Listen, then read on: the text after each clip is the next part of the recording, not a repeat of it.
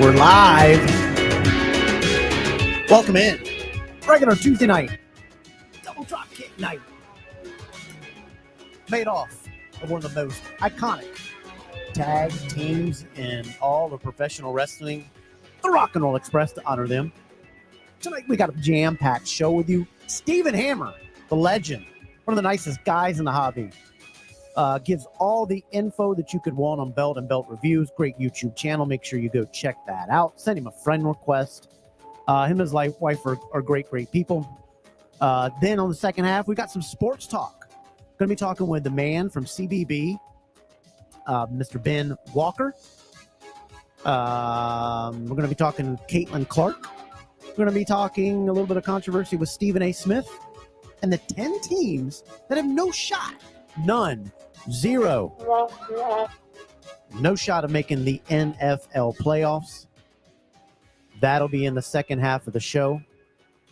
We welcome all of you. Please like and subscribe if you like this. Give us a thumbs up. that would be greatly appreciative to me. And it would kind of help us out because we try to do the best that we can.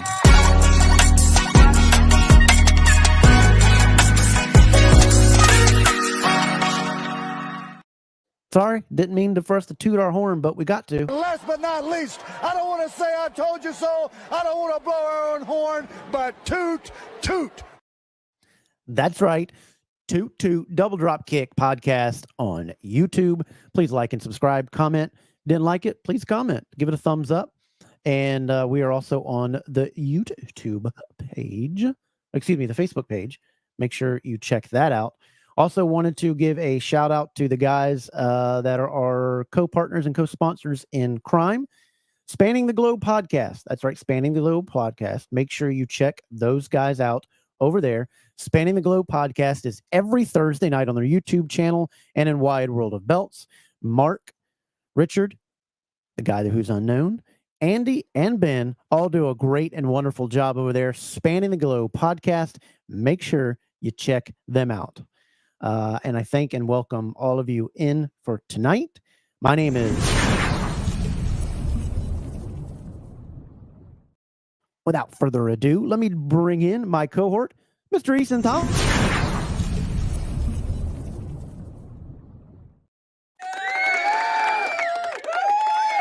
Thank you for the kind intro, sir. Appreciate it.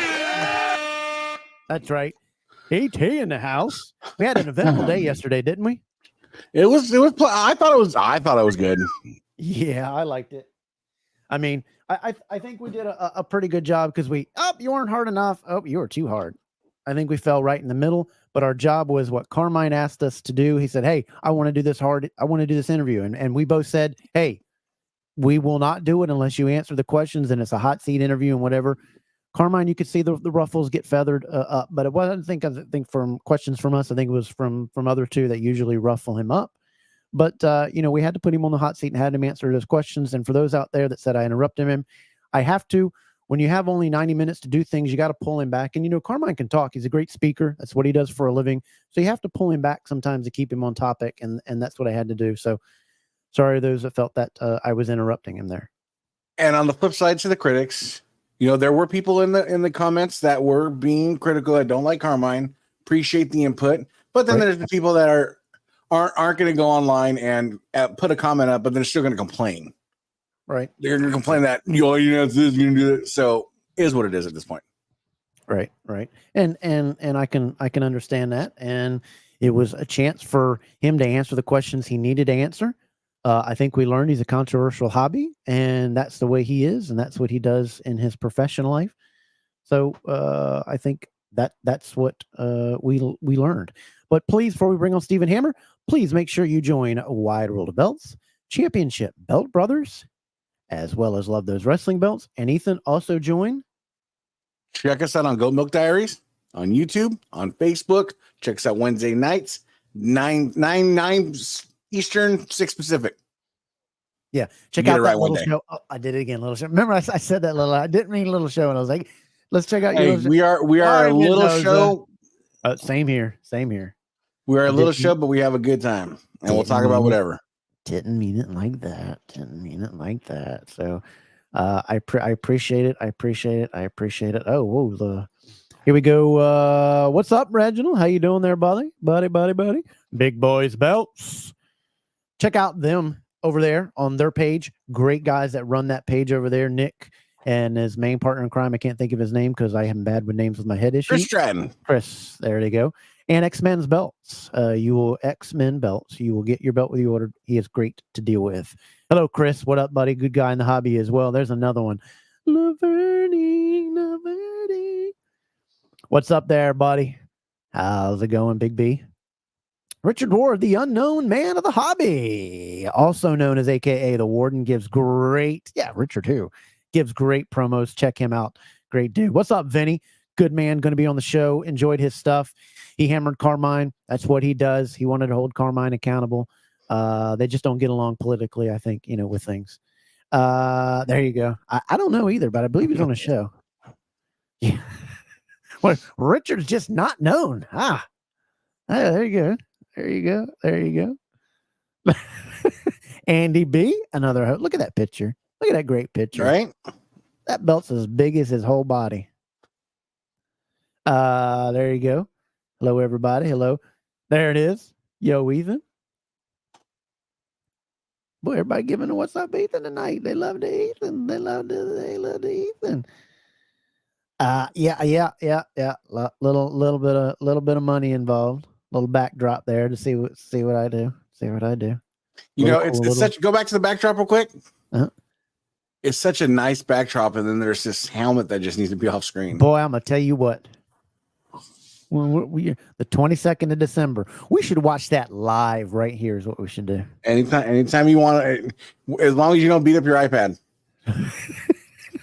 I see you don't have your mug. That I caught it once, and I was like, "Oh my god!" Every time that mug comes up, if you don't know what we're talking about, yeah. If you don't know what I'm talking about, please look it up. Please look it up.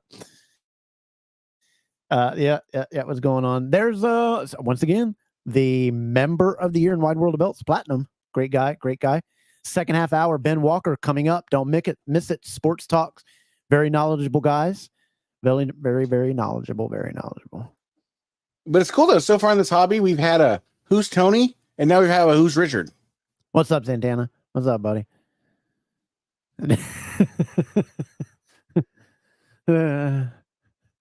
Show it.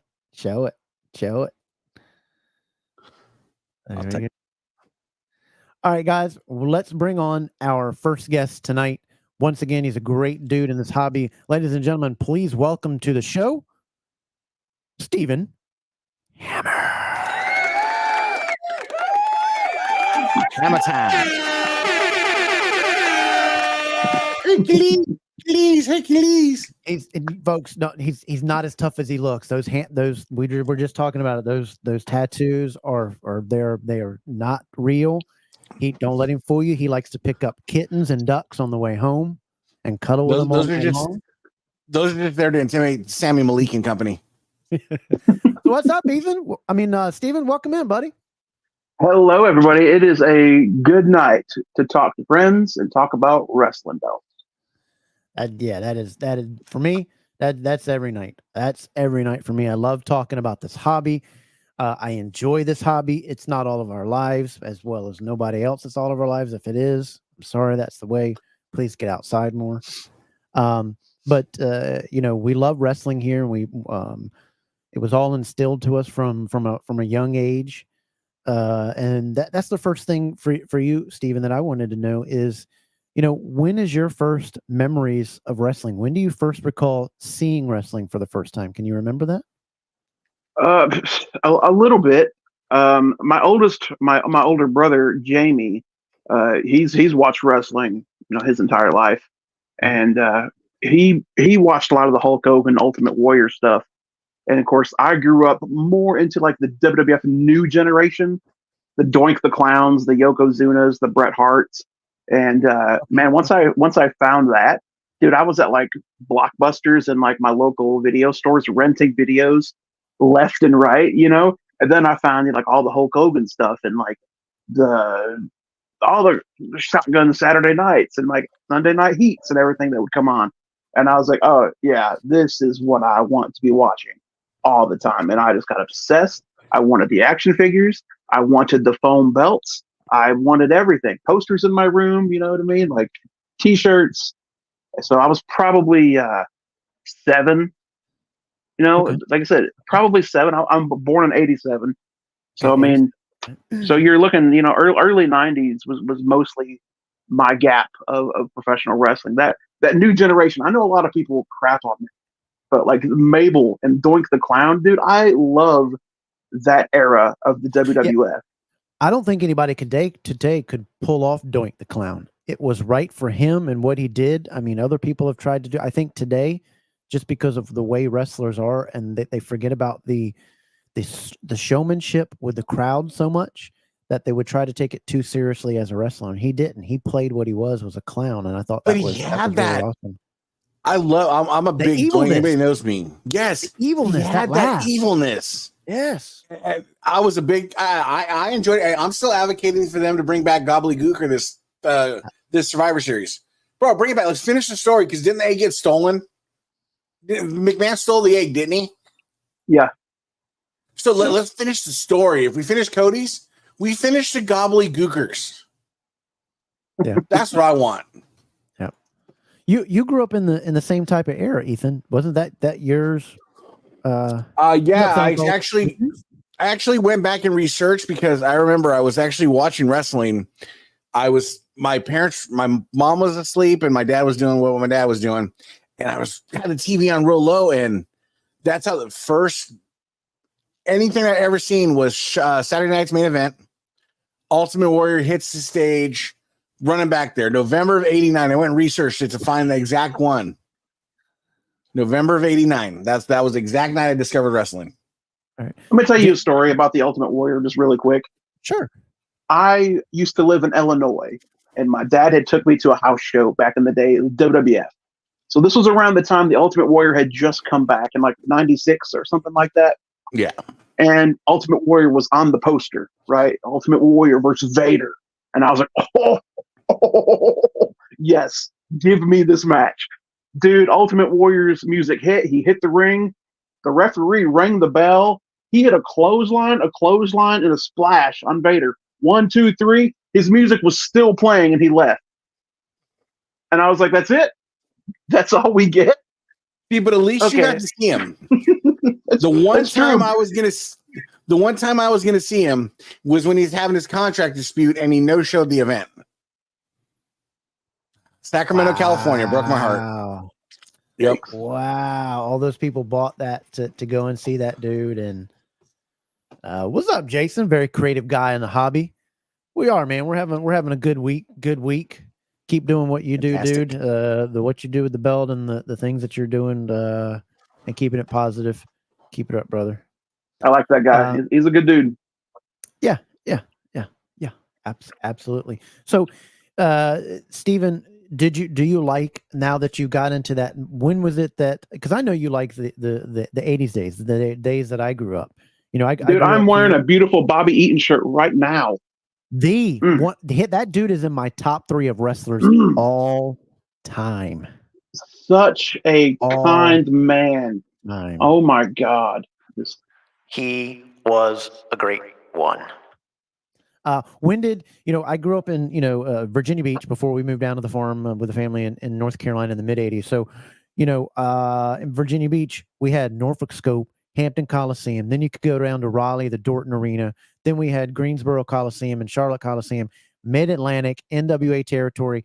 $5 got you in the other seats, not with a ringside. And you were seeing Ric Flair, Wahoo, Four Horsemen, Rock and Roll Midnight, all those. Then for $10 to $15, you were ringside. You'd come right out. You could grab Iron Anderson and whatever, and he'd look at you. Tell your boy to pipe down, or I'm not going to hit you. I'm going to punch you. They knew how to. That's why it's my favorite, because they knew it wasn't about their entrance. It was what they were doing while they were entering the ring. Today's wrestling, I get so upset about 6 minutes to come to the ring while you're doing all this and worrying about your backdrop and the music and getting the ring and standing in the ring, instead of going around the ring and bringing that showmanship back of spitting on somebody, yelling at somebody, really turning into that heel. And I know you've watched that era and you like that era too. When did you start realizing about the early 80s, the Mid-Atlantic and the NWA days? Because I know you like the Midnight Express too. Love the Midnight Express. I love the Rock and Roll Express. So back in the day, I say back in the day, but it was probably 2008, 2009, 2010. Beautiful Bobby Eaton lived in Kingsport, Tennessee, like 20 minutes from me. Oh, wow. We eventually worked together on some of these like local independent shows. So I became his like manager. With Jim Cornette wasn't really doing anything around here. So I became Bobby's manager. Whoa. Yeah. Had you ever heard this, Steven? That's the first I've heard of it. I was trying to put it together in my head. Hang on one second. Let me see here. I don't know if you guys can see this. Wait. This.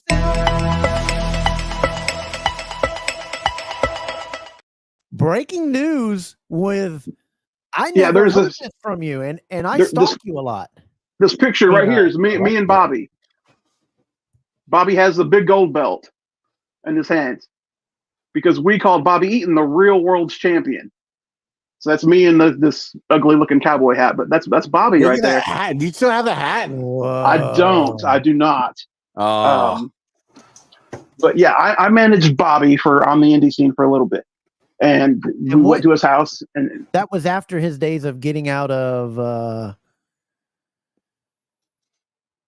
the NWA and getting out of Smoky Mountain Wrestling, or was that in some Smoky Mountain Wrestling stuff? well, there was NWA Smoky Mountain that was in my area, ran by Tony Givens, and Tony Givens had Bobby Eaton come in a lot, and Ricky Morton that still pops in every now and then. But yeah, Bobby was here. He lived about 20 minutes down the road. And Bobby and the promoter of the wrestling show, of the indie show that I was working with, were good friends. Bobby was super smart. He was telling us how to build actual good looking wrestling posters and like make it look good for like sticking it on the vending machine to promote the show or whatever. He was like, you need to have big, bold words that say exactly what this show is, wrestling. Don't just put, XPW presents whatever. Make sure it says wrestling. That way people know exactly what they're looking at is a wrestling show. Anyway, Bobby was so kind. I have some funny stories that I could tell you about him. He lived across the street from a Dunkin' Donuts, or it was a Krispy Kreme. Sorry, it was a Krispy Kreme. That's how that big bottom jammer got bigger and bigger over the years. That's the big jammer. Am I saying it wrong? His top rope move, the Alabama jammer. Alabama Slammer, Jammer. Was it Jammer? Yeah. God, how many inches did he lose over his life by slamming his spine and his tail to the bottom of it? Because that's what's taking all the brunt of it. But it's so good because it looks so violent. It looks so good. There you go. He's right. Flawless one. Welcome in, buddy. Appreciate it. But yeah, I was going to Bobby's house one day. Well, Johnny always is keeping secrets. right? Yeah. Keeping him secrets. Yeah. We were going to Bobby's house because we were going to film some promo stuff. And we were like, wait, who's this crazy looking old man running across the street in his tidy whities? No, we realized it was way. beautiful Bobby Eaton running across the street to go to Krispy Kreme to get a donut. Hey, we've all been there. We've all been there. Yeah. It was in his wrestling tights. His tidy whities. No, his real underwear, tidy whities. Yeah. And a white T-shirt and some tidy whities. He just bolted across the street from his house to go on the street. That's awesome. Can you imagine walking in there and walking right into the Dunkin' Donuts and seeing the guy? Yes, I'd like 2 large donuts and don't mind my pecker. Sorry, this morning. Can you imagine taking? I wonder if they knew who he was. At that I don't know. Probably because I mean, if it's younger kids working, they're not going to know, right? They.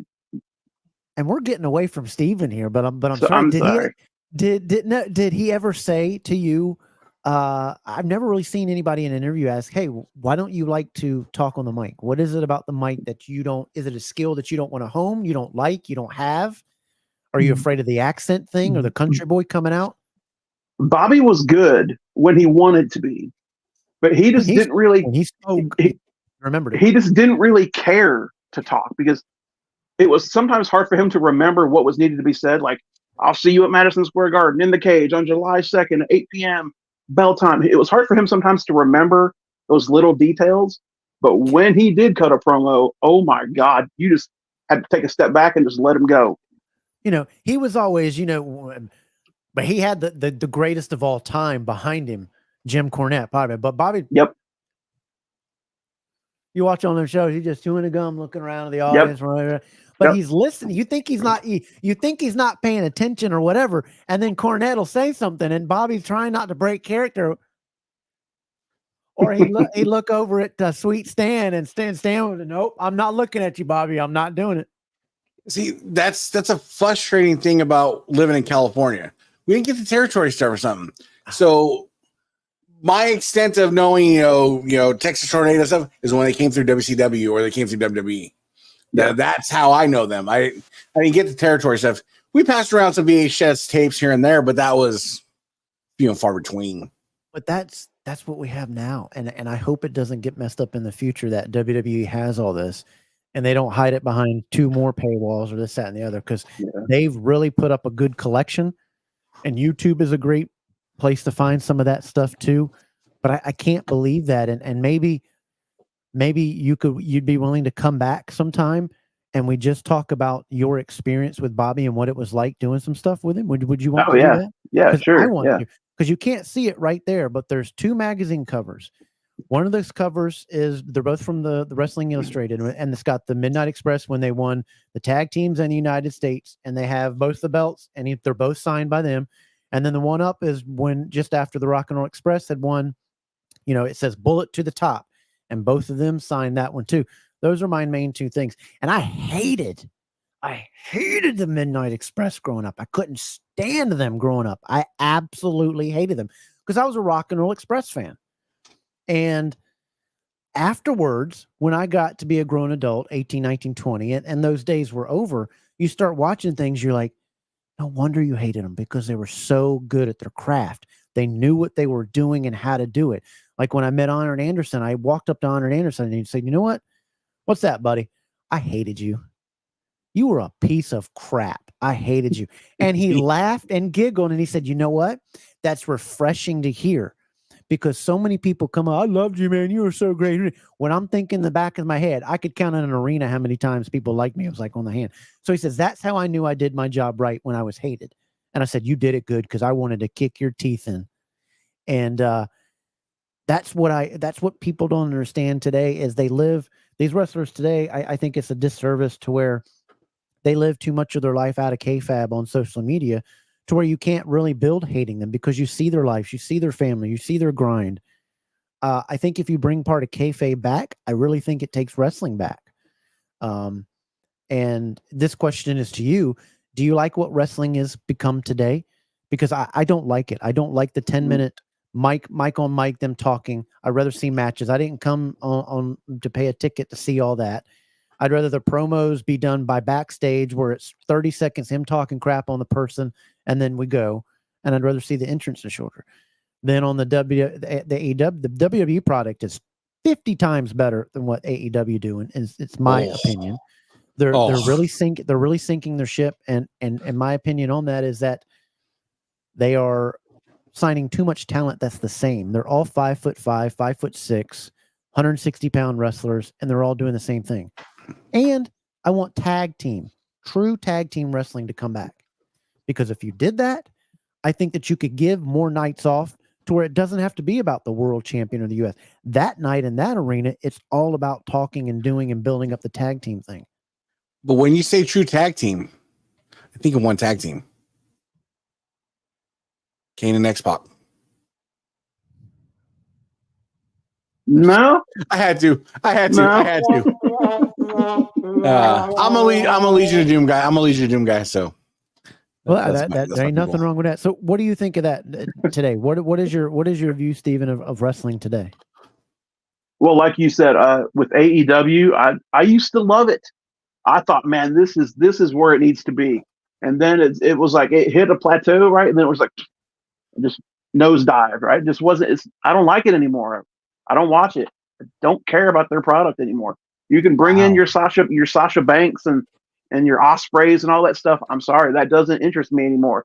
You want to grab my attention? It's got to be a good story. This whole bloodline story, the whole Cody thing, like all of that, dude. Great. That to me is good. That makes me want to watch. Yeah. Nowadays, though, it's all WWE in my opinion. Yeah. NWA, I liked it early going on, but I think the owner, Billy, has really crashed it with some of the dumb things that he has done. Yeah. I really think they need to expand upon what they were doing early on. I think they actually need to bring in a better talker, a better promoter. They need Jim Cornette back, and they need to realize that to call that somebody needs to hire Jim Cornette, whether it's AEW or NWA. That dude still has such a brilliant mind for the business. Oh my God! Please, to God, somebody sign him. I mean, to call that guy, and you know this, Steve, to call that guy being racist or this, that, and the other, when he was the one that broke in many of the black wrestlers during that time, during the 70s and early 80s, is preposterous. And to kick him out on that comment when that comment wasn't being that way and didn't mention anything about race was absolutely ridiculous. And stop cowtailing to the nuisance on Twitter. So you don't like that. So what is your thought on the tag team wrestling and the state of it is today? Because I think it's non-existent. You're right. It's pretty much non-existent. I can't tell you like a really good solid tag team that I actually look forward to watching on TV. I think FTR is that what it is? FTR is probably the best. That's the only one, the best I can think of. I can't think of anybody else. You don't want to miss R-Truth? The Briscoes were phenomenal, and it's a shame. I got to see them in his last match before he passed away. It was against the Rock and Roll Express in Dorton Arena, and they were hilarious. They came out in that match, the Briscoes, and the lights went off and flickered back on. And, hey, you turn off them daggone lights one more time, I'm gonna come down there and kick your teeth in. They were just witty. They were on the edge of what they were doing, and they could sell. They understood the because they spent a lot of time around great tag team wrestling. They understood about how to sell, how to make the audience hate them. And it's just a shame that what happened to him passing away not after that. But what do you think about tag team?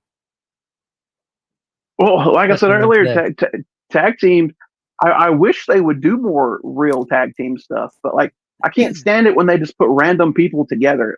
Now, it was weird for me. I'm going to use them for an example, like Cesaro and Sheamus.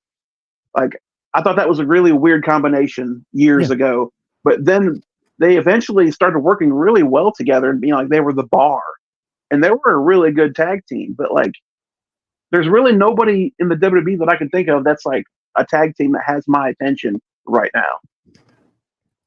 All right. I mean, R-Truth and The Miz are funny, hilarious. They don't have my attention though. Right. Judgment Day, they don't have my attention as wrestling. I mean, R-Truth is one of the jewels of the wrestling hobby. That dude is just really funny and hilarious in what he does.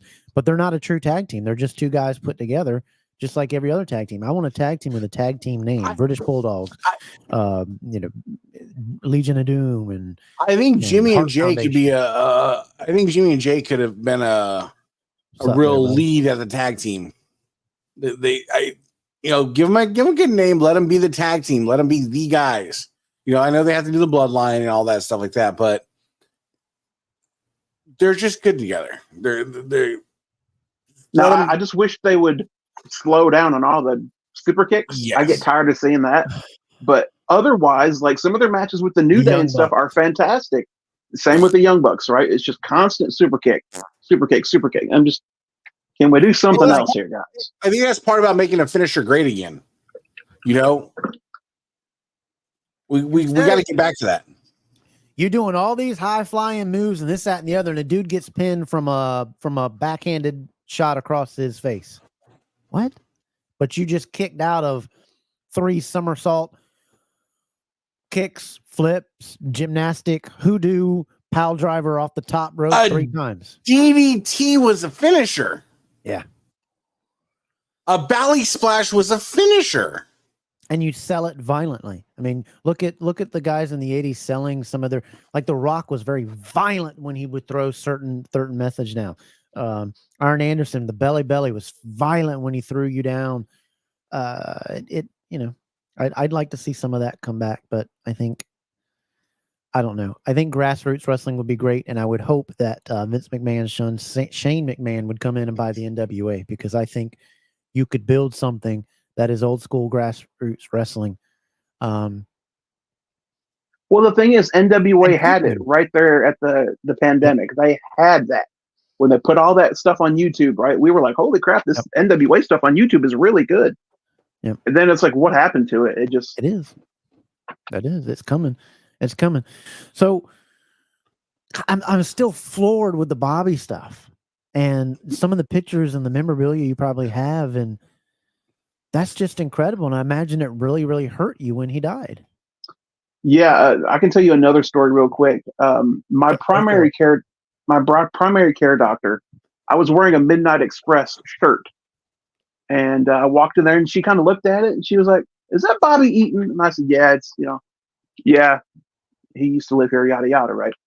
And she was like, "I used to be a nurse, and as Bobby was sick in the hospital, and before he passed, she took care of him." What? Yeah, and so like that just gave me goosebumps just talking about it. Yeah, What she led, was. what led to him getting sick? I believe it was just a heart attack. I don't remember off the top of my head. It's been a while, and that's terrible that I don't remember. But 'Cause I know he was really hurt when he lost his wife. Was not too long before. yeah, And people don't understand, and it is usual when somebody loses their spouse. Especially when they get a little older. It's not too long before they go. I mean, my dad died, and then 3 years later, my mom dies. I think we can all agree with that. You know, my mom passed 6 months later. My dad passed, and it sucks. I got a crazy one for you. We had a lifelong family friend that his wife was diagnosed with brain cancer.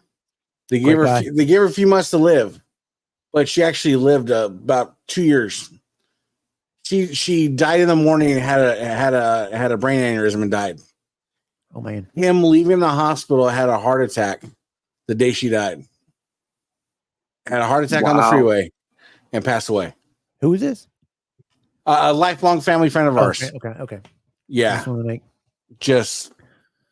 heartache, man, breaking on your heart. God, Yet all these experiences and things, and people don't know what's going on in my life or your life or Steven's life. Ask if you like the person. I mean, ask. Send them a brief message. We just had a person in the hobby that lost their mother. Send them a quick, a message saying, "Hey, just thinking of you. No need to reply."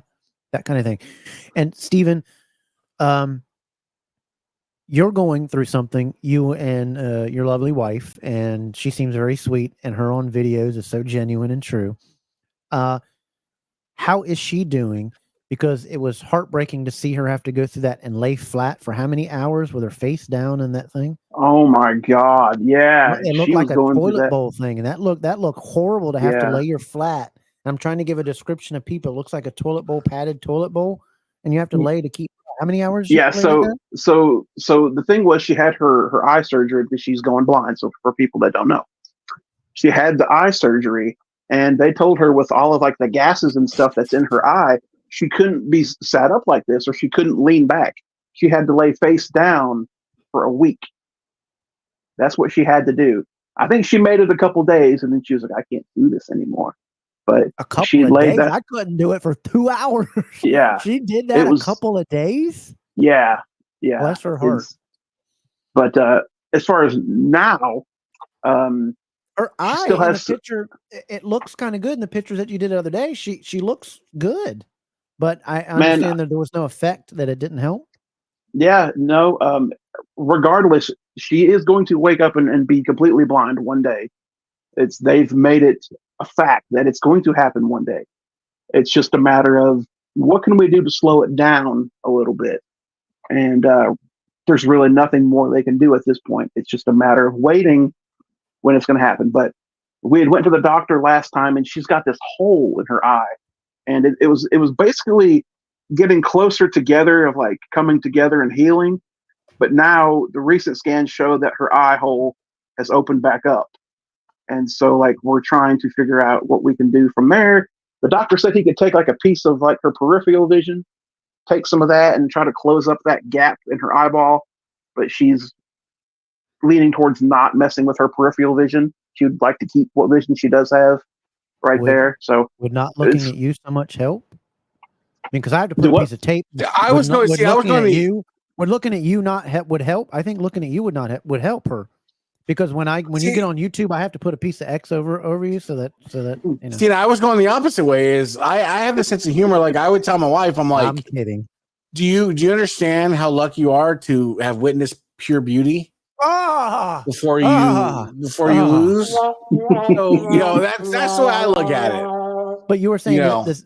Yeah, you were saying the same thing, Hammer. It's not a whiff. You try to slow things down. As you know, I have CTE, and that's what the doctors are doing to me.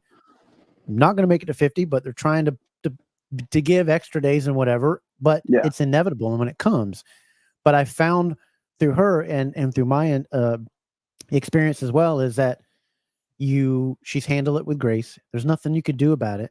You be happy because even though I may have what's coming, I'm still blessed with what I have now. Yeah, And you she's take it still from her. here. She's doing the same thing to where what she is. She's enjoying life now. Yep. And if you're watching, Exactly. hello, we're praying for you. Thoughts and prayers. I don't know if she's watching or not. I just heard the dogs barking, so I don't know if she's out there like playing with them If your or husband what. is too much to look at, me and Ethan will chip in for a strippergram, and that's be better for something to come over and help you look at something. She might like it. I don't know. Yeah, that's it. The other thing is I wanted to ask you about, when did your love of belts start? When did this start? Oh gosh, your age of when you said I don't remember I don't remember the exact age, but it was a VHS tape of it was Shawn Michaels and Bret Hart. I think they were in like this Coliseum home video ladder match or something for the IC title. And I was like, whoa, I want that belt. wait. Do that again. Cool. What'd you do? Whoa. That needs to be one of your screenshots. Your YouTube. But yeah, I was like, the Intercontinental title is just one of my favorites of all time. I just think that's a beautiful belt. Is that your favorite? If you Man, had always to pick one. If you had to pick one. Oh my God. Stephen Hammer, this no, hold on. I'll help you with this. The hot seat. This is God. Stephen, you can only pick one belt. Stephen, you must do it now. One belt, or I take them all. This is the devil, by the way. So, which one would it be if you only had to have one? It would be the Winged Eagle. Woo! Yeah. Out of the left field. Yeah, it would be the all gold Winged Eagle, man. I love that belt. I just think that belt is just gorgeous. They have Stone Cold. Appreciate that comment. So, what was your first belt? Was it a foam thing back in the day? Was it? It was. It's over there. The little plastic foam Intercontinental. That was my very first one. Did WWF magazine. Begged my mom. I'm like, yo, can I get that? Is there what can I do to get that belt in this magazine? What can I do to get that belt? And I think she wrote a check and mailed it, and then and that was that first belt. But the first adult like metal was a WWE Big Eagle. It was like around WrestleMania 20. They made like a limited run of Big Eagle belts. It had a WrestleMania 20 silver plate on the end of it. And that was my first belt. Like I saved up birthday money and all that stuff right to get that belt. And I thought I was just the coolest MFer on the block. Just I thought I was so cool. And I was like, dude, I didn't know I could buy these things. Then you find the old like the Figures Inc. like magazines with all the like the big golds and undisputeds and stuff. Oh my God. Like imagine having those belts now at those prices, man. Oh my God. I remember back in the early 2000s going through a phase of looking at belts, and you always stumble across Milliken's website, and I was like, $1,200, I can get one. I'd still be waiting right now, so fortunately I didn't. But Dave Milliken, you're a piece of the crap of the decade, #1 on Double Dropkick podcast of pieces of crap. Like and subscribe though, Dave. See, but that's my thing. Is like I'm more of a principal. Famous people and won't do nothing to pay people back. You're that's the problem. Is I'm more of a principal type of person, so I would just camp down in front of his house until I get my fucking belt, because I'm that guy. You gonna get tired of looking at me, or can you get my fucking belt? It's not hard to do a lawsuit, and for that it still would be small claims court. If you want to know how to do it, it's very easy, and you can also request a hearing to where it's video because of your distance. A judge will grant that. I promise that. I'm Mexican, bro. We don't do lawsuits. This question real quick because we're almost running out of time, but I do want to have Steven back on there. How many belts do you have right now in your collection?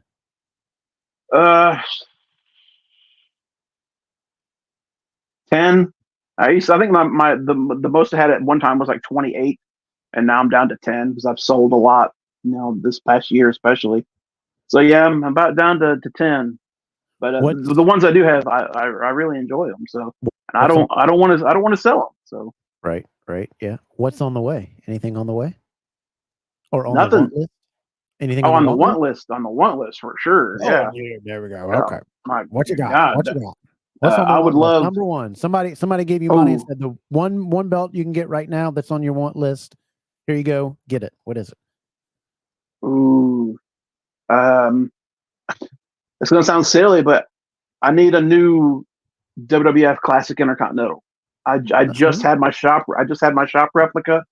I sold it to Zach Hunter Lawson. I just got Ethan that I got to take care of tonight. Remind me of that, Ethan. And yeah, I would like to have another one if I had the money. Yeah, that's the one I would probably go after again.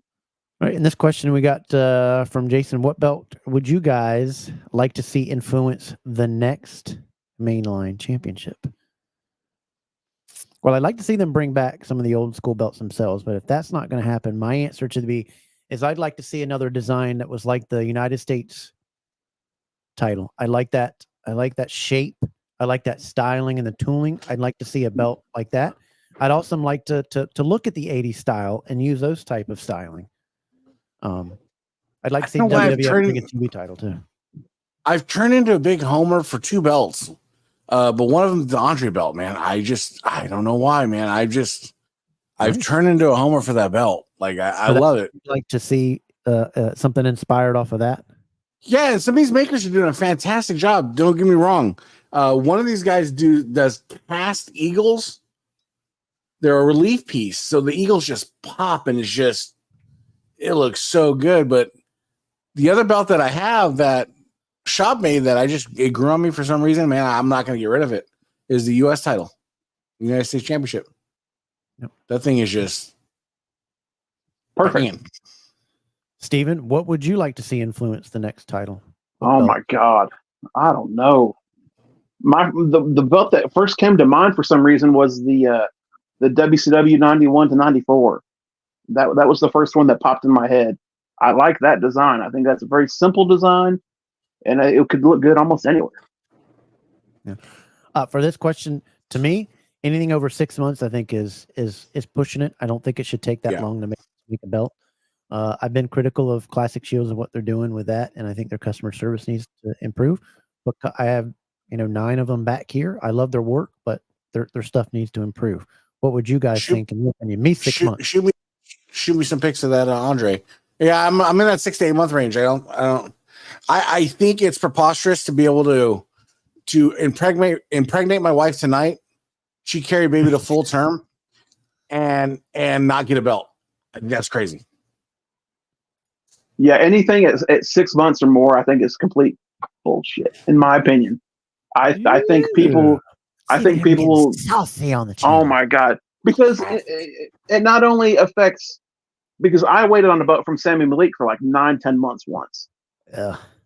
And I was like, come on, dude, come on. But then I also have friends in the hobby that like I recommend certain makers to, and I'm like, yeah, this guy takes about 2 months. And then 6 months later, he still hasn't gotten his belt. And I'm like, come on. No. I think that's some BS that makers can take that long, but they're quick to take your money, but they take forever to make a belt. So I think a lot of people could do well. Show me that belt is in hand, and I'll send it to you. The thing that I think a lot of people are waking up to is that all these makers, they're probably not making their own belt. They're getting them from the same 3 people. And I know we got a guy backstage who says the same thing. To know that is the truth. Ben Walker has been, no, these guys are getting all their stuff from several guys, and that's it. And then 50 of them try to get it. I think that's where some of the backlog comes from. Now, I don't think that's quite true with CS. I think CS has got a different problem, but I think that's for mainly. Well, they've admitted to me. CS has admitted to me that they sell their plates to makers. Yes, that has been proven true. That has been proven true. That has been proven true. Yes. Jesus. I think only for Mark Maggard, because he's such a horrible human being, that 24 was my limit. So I think you only had to wait an extra, but you should. No, but what they did with Mark and then trying to lie and say, oh, it was sitting at the airport for 2 weeks. Do you not know a tracking number gives time frames when it's picked up? Oh what yeah, they did to we him was- could do what they did to some. him We was could wrong. do. Yeah, And like he's a that was great some guy. I'm BS. picking on him, but he's a great guy, a great friend. Mark is. I mean, it'd have been perfect if it had said. And for the excuse to, no, makers out there, if you're also watching, don't put the bubble wrap right on the. I mean, the foiling paper right on top of it. You know that. Put the bubble wrap and then put the packing tape on top of it. That because that stuff will stick. Yep. And if it's not been dried for at least several days, you know it's going to do that. Yeah. Yep. Very true statement. Very true statement. Oh my Lord, are you serious, dude? I think we need to make a little post about that. That's crazy. Stephen, would you come back? Because I would like to have you on another show at another point to talk more about belts exactly, and to talk more about your time with Bobby. Would you care to join us back on the show sometime? Yeah, I don't care. Hit me up anytime. Like I watch all y'all shows and the goat I milks appreciate it. and all that Thank you so stuff. And much. I try to watch the BAM show or Beltomania or whatever it is nowadays. I try to watch everybody, but yeah, of course, man. Anything for you, of course. And please let everybody know your YouTube channel. What is that to check you out? I ain't got a clue. I don't have a clue what my channel's called. I don't have a clue. All right. All you have to do is just search up my name, Stephen Hammer. There you go. Please go check him out. He's got just a great, to the point, great cutscenes, great animations, very informative. Go check out his YouTube page. I love it. It gives you some humor. It's funny. The ones with his wife's in there is really good. When she talks about the belt, what is her belt? She gives a little. Oh my God. Screamer! Don't get mad at me because I'm picking this belt as I like it. She's like, "Don't get mad at me." That was awesome. She kills me because when I was like, "Hey, let's do this video to where like you're rating some of my belts," and I'm like, "What do you think about this winged eagle belt?" And she's like, "I don't like it. It's ugly. Oh. It's just an eagle." And I'm like, "Are you kidding me?" I'm like, "Okay, well," I'm like, "What about this blue universal belt? I love it." I'm like, God, no. No. You like the letter belt over the winged eagle? Yeah. Bruh. I take back just one of my bless your hearts. I'll leave you with the other 10, but just one of them on that one. I know that. I bet you were Yeah, because like if I get a winged eagle or an intercontinental or something, anything with an eagle or a globe, it's like that belt's ugly. But yeah, if it's a universal or something like that, she's like, it's so pretty. Ethan, are you okay there? I'm good. How are you? Are you on a set of Super Mario Brothers over there? Absolutely not. I'm just chilling at home, just all right, relaxing. Well, Stephen, we really appreciate you coming on, taking your time out and taking the time away from your wife to do this. I know your time's important with her. Yeah. We wish you the best, and definitely next month we'd like to bring you on because I want to find out more about that. I want to find about what you decide on your channel, what belts to review, what you don't review. Yeah. I want to hear more of the history of that. Time flies so quick when you're having fun.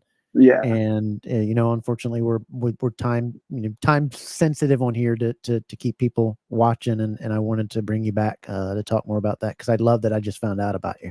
I may even want a picture with you and a big hug. Since you did that with it. Oh, she's walked in the room. I can hear her. I can hear her down the hallway, so I didn't know if she was going to pop in or not. Come here, honey. Come on. Oh, there she is. Yeah, come on in. Did you hear her? I heard What'd you she talking say? shit. Hi, baby. Come on over. We're just talking about your winged eagle belt that you love so Yeah, I was much. talking about how you don't like the winged eagle belts and how you like the universals. Yeah, because they have more bling blingage. No. It's got an The other eagle. two are just boring and plain. Boring and plain. Winged eagles are boring and plain. You blasphemy. I know they're probably all Right. losing their minds right now. Yeah. She probably can't hear us, can't she? No, she can't hear you. Tell her she's in our thoughts and prayers. Yes. It's difficult. They're all what she's thinking of going you through. in their thoughts and You're- prayers. You Thank are you. in I our corner. appreciate it. And if Steven mistreats you and doesn't cook you a 7-piece meal every night, let us know. And if I We don't, got you. if I don't cook you a 7-piece meal, they're gonna. He takes me out to get it, so we're good. All right. We'll let There you go. Thanks And so have a much, happy Steven. 4th of July. Yeah, happy Yeah, 4th of y'all- July. I y'all- got the United States belt here, so happy 4th, everybody. Yeah. Y'all be good. Y'all be safe. I thank you so much, Steven, for coming on the show. Great guy. Thank you for coming, Love brother. man, and we'll see you soon. Okay, buddy? Thanks, guys. See ya. Steven Hammer, everybody, the legend, the former manager of Bobby Eaton. Man, You that learn was something great. fucking new every day. Dude, that dude is awesome. God, I could talk with him for hours on some stuff. Such Like, a great interview. Such a great guy That to blew talk by. to. Hey, can you Dude, imagine? it We're flew rolling. by. We went over what our things we're supposed to do. We're rolling from one great interview to another. Oh yeah, now we're going into another part of the segment that we're going to do. Yeah, wives usually do. They do. Absolutely. We will always keep the belt hobby alive on this show. We'll do that. Don't feel betrayed. Don't feel betrayed.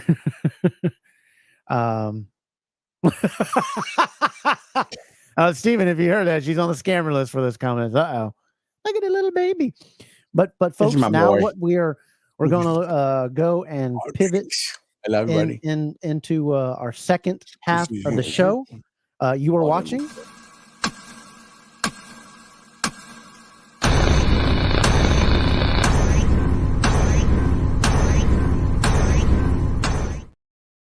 That's right. This is Double Dropkick. We appreciate you guys tuning in. We appreciate all the love and support. Please make sure that you like and subscribe. Give us a check out on YouTube.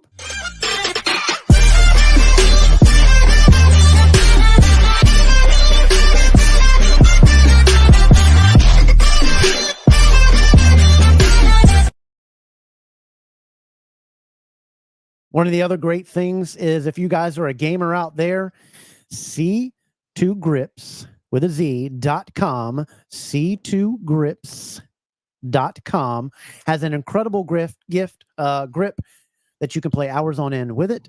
Go check them out. Use coupon code from now until July 5th, freedom, and get an extra 10% off. That is C2grips.com with a Z. Check them out. Incredible grip. Provides hours of comfort while playing for hours at a time. So check them guys out. They're always great.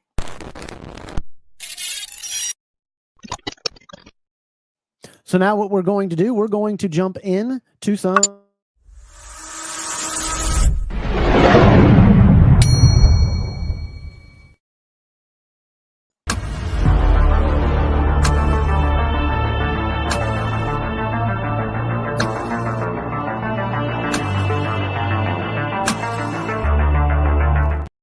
And with that, we are going to bring in a guy that loves to talk sports. He is a Chicago Bears fan, Chicago All Things fan. He's going to give us some enlightenment on this Caitlin Clark issue because he's one of the fans of the Chicago Sky. Ladies and gentlemen, please welcome to the program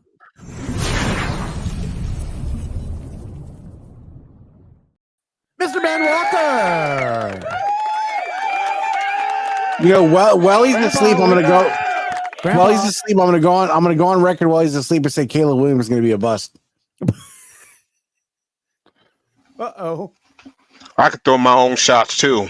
49ers are not gonna make the playoffs. You want to bet? Hey, what do you want to bet? What do you want to bet? Let's bet a belt. Oh, I got you. Let's bet a belt. Got you. Whatever you want. You're gonna get eliminated on December 8th, so don't worry about it. I'm sorry. So here's the thing. And it'll be Caleb Here's Williams and us that's gonna do it. No. Here's the thing. You guys screw the pooch with Justin Fields. Caleb Williams at USC had an unsustainable success because in the NFL, that brand of style of play doesn't last. He can't throw with anticipation. He's a great athlete. Just like your quarterback ain't that great. When he comes, hey, I'll take him over half the league. Over half the league. He stumbled on the situation, but that's okay. We'll see. NFC Championship and Super Bowl in 2 years. What? Yeah. Did he win? 2 years. It's years. That's next year. Next year, Super Bowl year. Next year. We got it. We got a Super Bowl or bust. Rams is winning your division. Oh come on now. Oh my. Yeah, Rams with the loss of Aaron Donald, and yeah,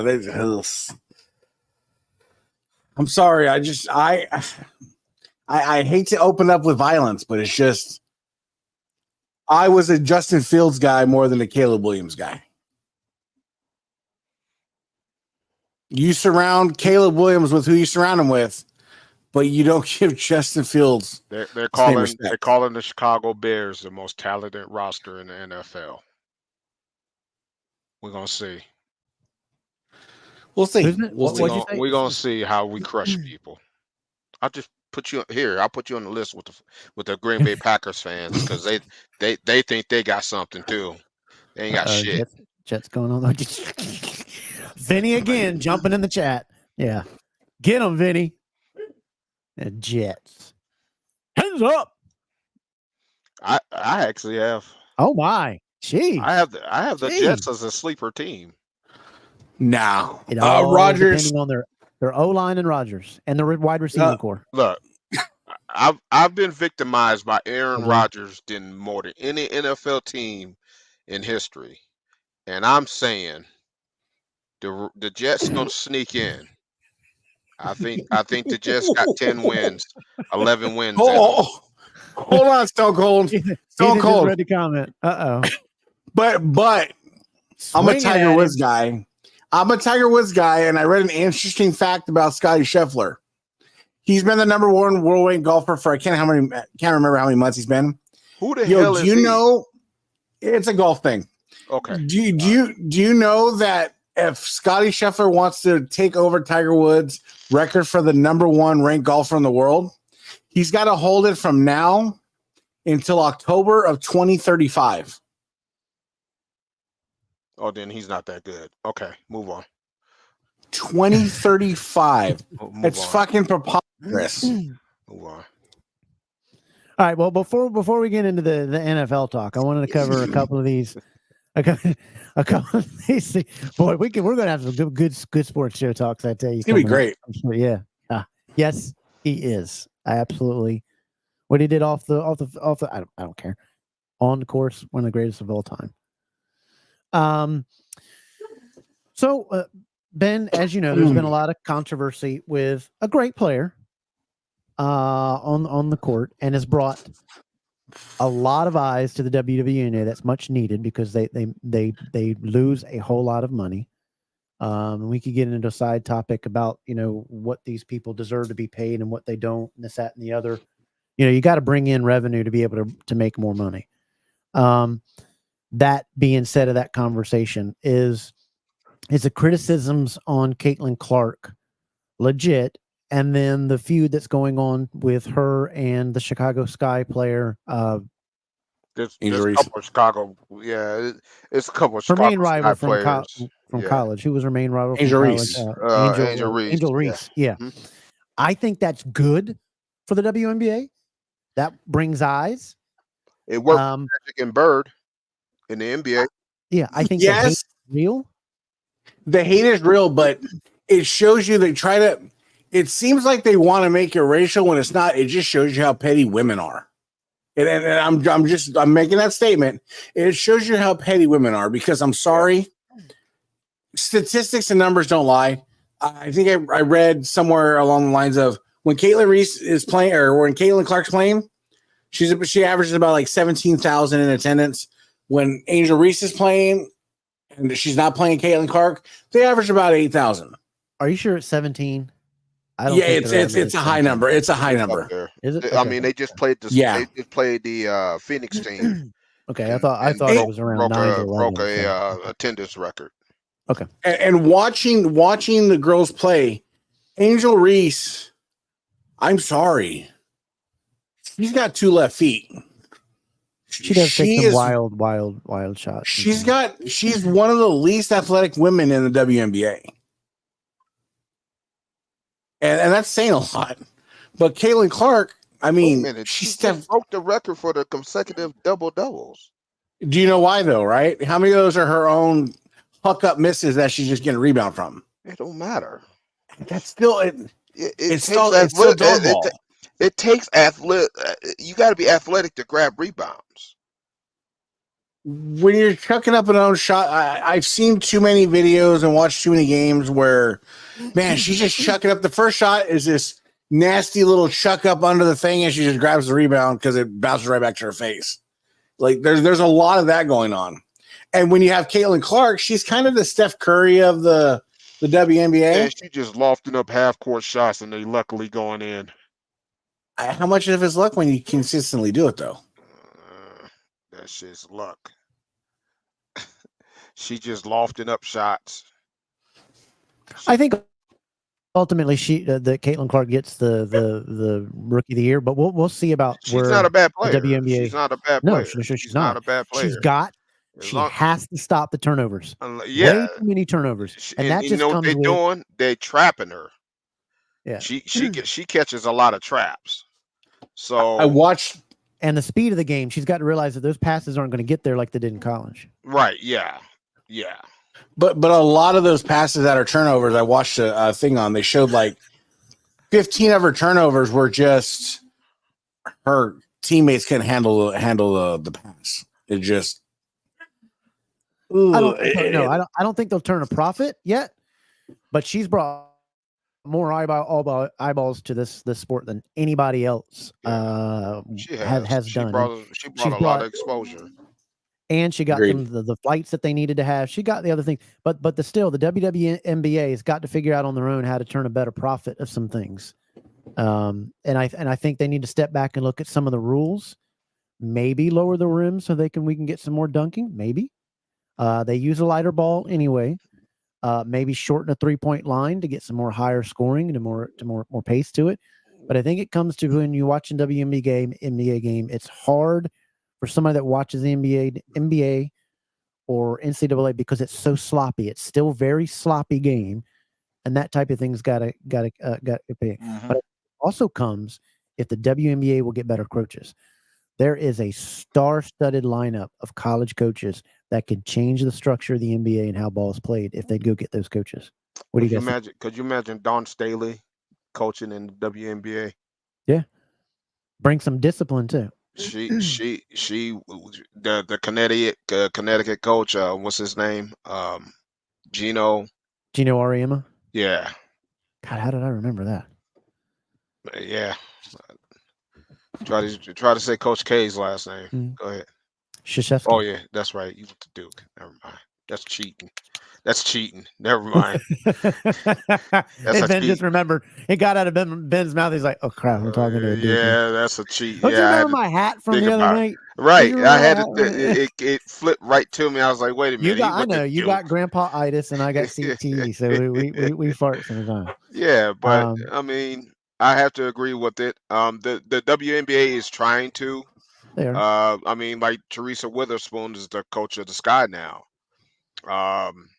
You got Becky Harmon that had looks in the NBA as a head coach. No, they're allowed. You know, she got gifted a great franchise too. The Las Vegas team it's an all-star team itself. And you got to put these teams in the right area too. I think you got to look at that, where these teams are at in the market. I know they're trying to put them where NBA teams are, but I think smaller towns would be better. Well, they support it first. They did that at first. Look at the Connecticut Sun and look at and they're the ones that have the highest attendance things. But they fell off when they had such a crappy product. It's still about product. And then they're like, "Oh, well, we want to expand the WNBA." easy. Slow Don't down. lessen Right. the pool of talent because that's hurt things that hurt the NBA at some point too. Yeah, it hurt the NBA in the '90s because they brought those expansion teams in, and it kind of thinned out the talent pool. And they should have done it in the late the mid 2000s, like Yeah. 2009, 10. That's when they started shooting it because kids were practicing more and you were getting better talent. And look what's getting ready to happen to the NBA. It's getting ready to thin out because rumor is Seattle and Las Vegas Seattle are needs a team. yeah, they do. They shouldn't have ever lost their team. Those two cities are getting franchises. So then that also asks, what are they going to do to realign the NBA now? Because you can't the balance is not going to be there. You're going to put two teams in the West. What about the East? Are you going to add two more teams in the East and thin it out even more? Or are you going to have to relocate two teams out of the East, out of the West to go East? Right.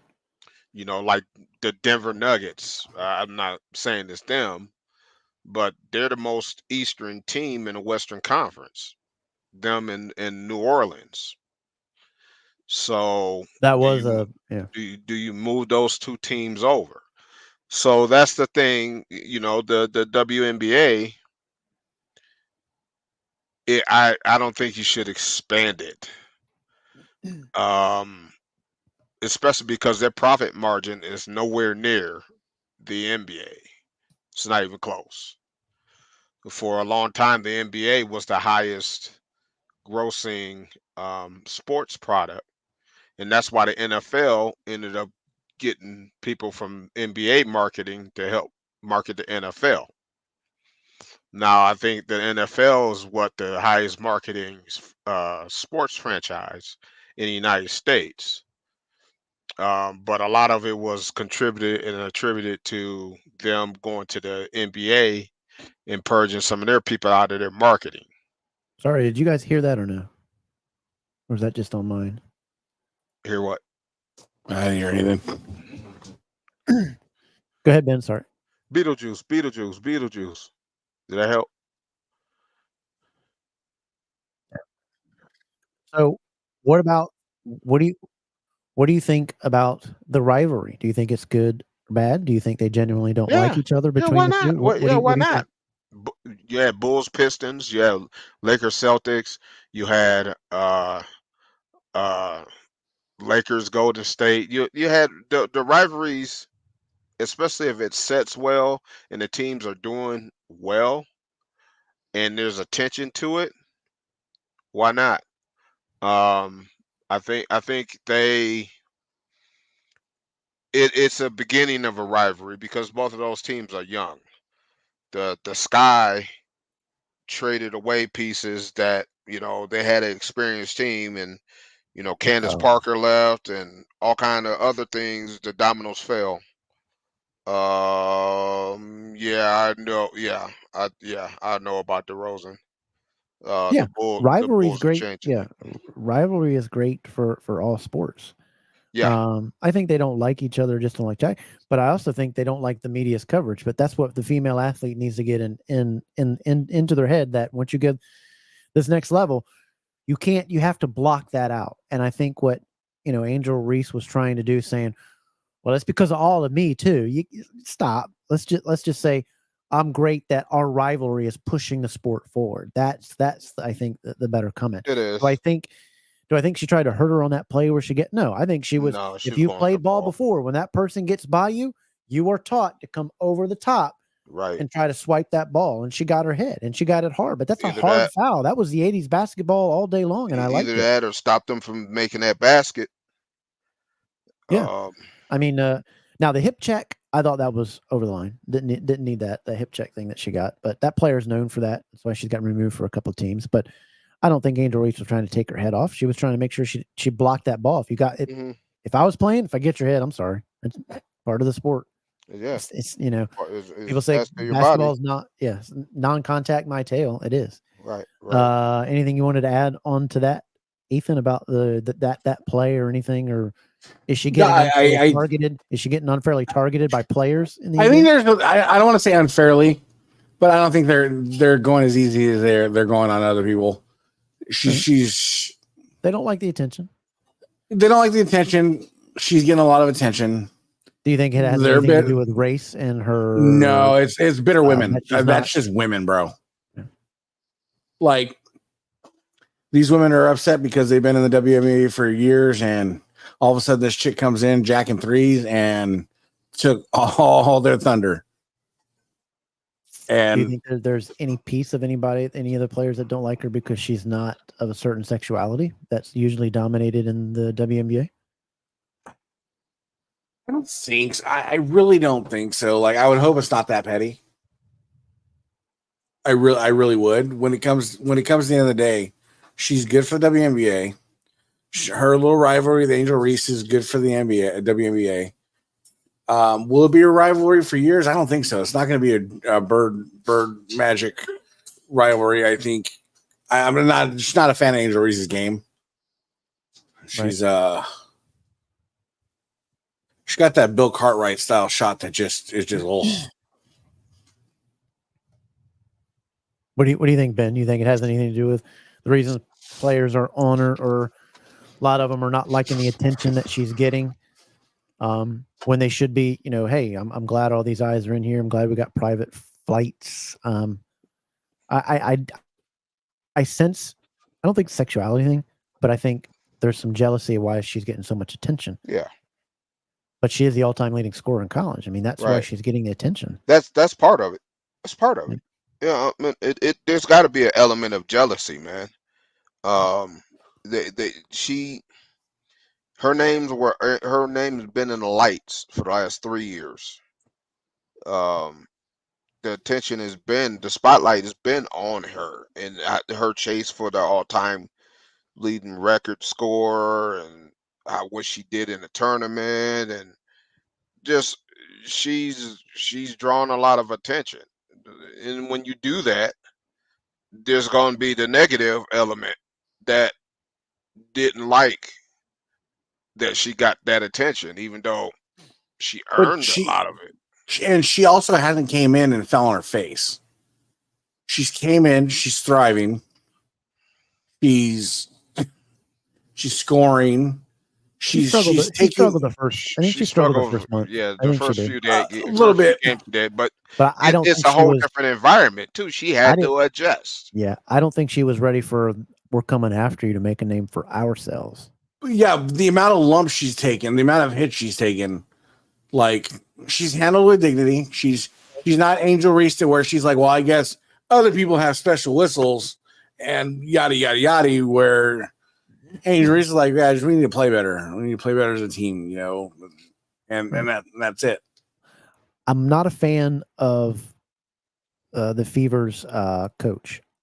Some of the things that she does and not leave. I mean, you're playing Caitlin Clark sometimes 22 minutes and not even in foul trouble. I mean, what are you doing? Some of the things that I've seen, and you can see the frustration on the whole team. And then this team, I don't know if you're following, they let one of their better defenders on the bench, which is their number one problem on this team. They let her go. She's not a scorer, but she's a defender, and you let her go? What were you doing? The coach is drawing up plays, game-winning shots that aren't going to Clark. They're going to, somebody that just doesn't need to be taking them. No, if everybody is on Caitlin, then you have to use Caitlin as a deterrent to get the shot to your next player. Decoy. And they've got a great inside player. They've got enough scoring. What they need is the defense. And Caitlin's got to. She's also got to play better defense. But that's the world we're in today. But that is that. Anybody wanted to add into that, or we capped that? You think? I think we capped it. We got it pretty good. The second thing I wanted to go over, and this kind of rubbed me really, really wrong. For somebody that is so-called the Stephen A. Smith, for somebody that is the face, would you not say Stephen A. Smith now is the face of ESPN or the face of the talk on ESPN? There's nobody He has bigger been, out there than he. He puts some show. They put him on every dang show there is. Mm-hmm. And I'll say that he is very different on the shows than he is on his podcast. And I don't know if everybody who's watched his podcast, but he's an entirely different person on his podcast with the things that he says here that I'm getting ready to show you on the shows, but he doesn't say these things on his podcast. It's really, really kind of odd. And I don't know if it's ESPN pushing more or what is the deal. Hey, good night, Platinum. I appreciate it. Thanks for joining in, man. I appreciate it. Go Fins. But this is what we're talking about here, and it's this comment. Stephen A says white folks are not allowed to comment on matters that involve black players and black coaches. And this headline right here underneath it, I don't care about that part, but so why can't he comment on Brady and Belichick? This rubs me the wrong way. When we start doing this stuff that you can't, I mean, we're in sports here. We're not talking about social issues or anything else. We're talking about sports. And when this kind of comment comes out, I think it's asinine and very ignorant. Folks out there watching, what is your take on that? Because if we go by Stephen A's guideline, we're in a bit of trouble. And if so, then Stephen A does not need to go to hockey games and comment on them. He doesn't need to comment about baseball a lot, or he needs to do the same thing. And if we do, we're going to have a very limited show, and we're going to divide even more. We're going to have, welcome to ESPN. This is the only white people talk, where we talk about white players. Ben, you're the guest. I'll let you have the floor to what you think on this. It's absolutely ignorant, stupid, and ignorant. If you're part of the media, whether you're in whatever sport, if a black man can go to a hockey game and comment on it, then so be it. We know it's predominantly white players, or the foreign In certain players, sports, yeah. and that's just dumb. It's stupid. I mean, the NFL, there's a great ratio of white to black players. The Major League Baseball, there's more. There could be more black players, but it's not played in the playgrounds and as such now as opposed to when we grew up. But just to say that as a general statement is stupid. It's stupid. Why not why not include everybody's opinions, their facts, their reporting, no matter what color they are? They could be purple with green polka dots. Amen. If they there to report and to talk about the sport, color should not come in. This is not the 1930s, okay? We are in we're in an environment now that everything should be open to everyone. And comments like this should not be tolerated, celebrated, or appreciated. None of that. It's out of line. Totally. All right. Ethan, what do you think? Your mic is muted, I think, Ethan. There you go. One is being divisive, and two, it's just being clickbaity for the sake of being clickbaity. Mm-hmm. That's what he's just drawing people to get the clicks, to get that it's just that it's the whole internet thing. It's a dumb, ignorant comment that he'll stand by, and then he'll go on ESPN and be like, "Oh, I didn't mean it like that. I meant it like this," and then it's supposed to be water under the bridge. He does have a lot of ego.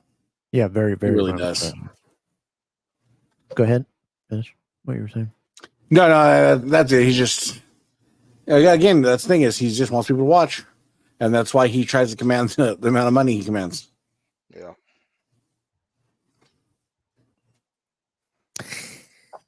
Does he have some Carmine Sabia in him, or vice versa?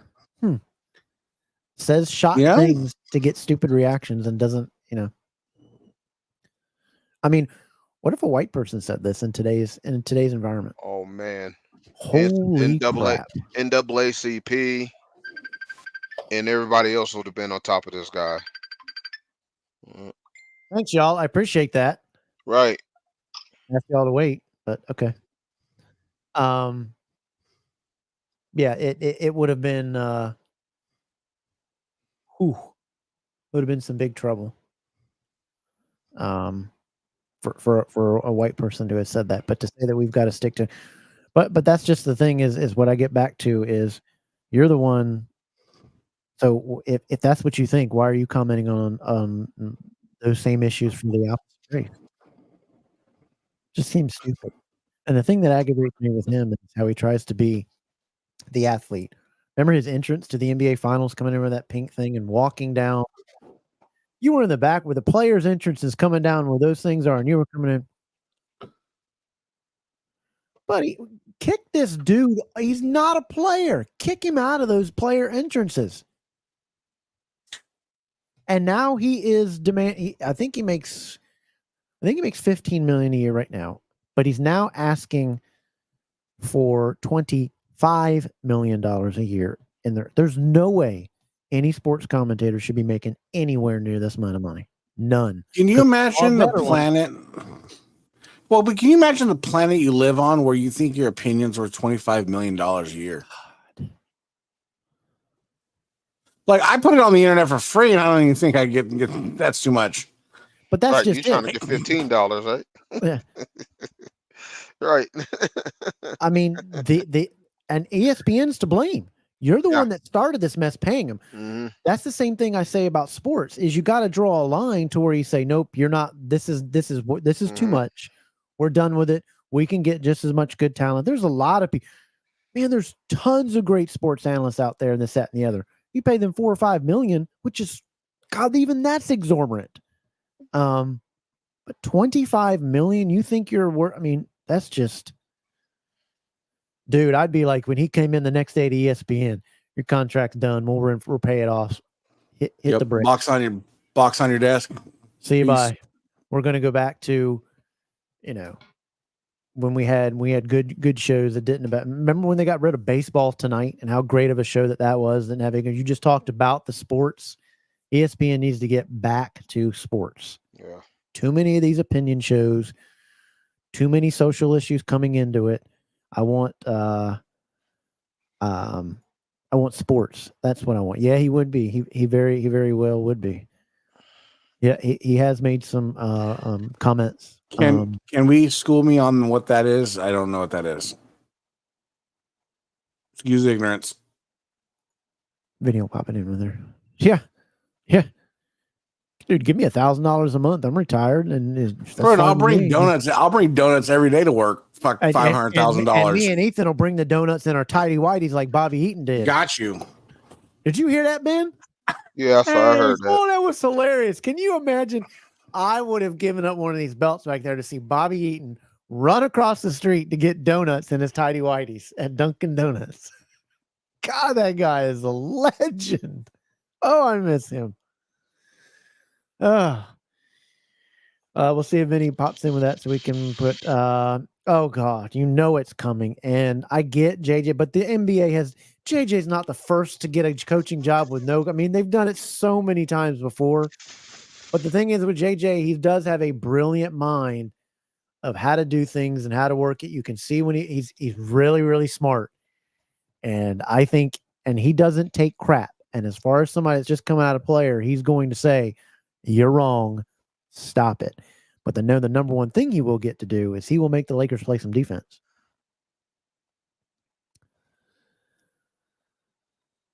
There you go. The foreigners things. You're still muted. Learn something new. I appreciate it. So, anybody want to cap on that? We all agree that it was ignorant. Yeah. All right. I think we're to the point. Where you guys are ready to time into this, and this is going to be an all-out kind of brawl. Ready to get into, ladies and gentlemen, we're going to be talking about the top, in no particular order, guys.